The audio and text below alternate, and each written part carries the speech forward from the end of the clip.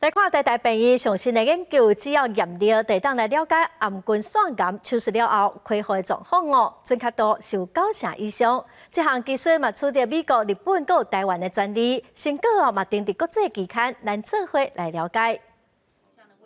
甲状腺癌是咱国民众10大癌症发生的人数内底排第7。110年有4600多人着癌。患者开刀甲做放射碘治疗了后，经过靠抽血血清甲状腺球蛋白来检测肿瘤敢会阁举起来。若检验无做真贵，嘛有可能因为抗甲状腺球蛋白抗体干扰检了袂准。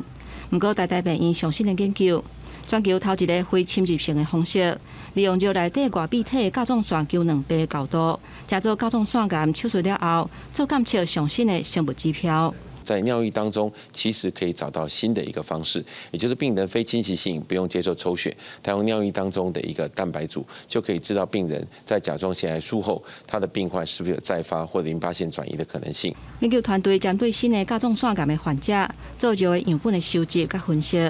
结果发现讲，手术了后，患者的肉内底外壁体甲状腺球蛋白高度，会当显示肿瘤残留的情形，也佫有敢会佫举起来。另外，还佫发现肉内底另外一个卵白半凝凝集素3，甲甲状腺癌发生也佫有转移呈现正相关。两种卵白高度若同步检测，准确率有达90%以上。外泌体的报告里面呢，透过的是一个非常特别的技术，我们称为叫做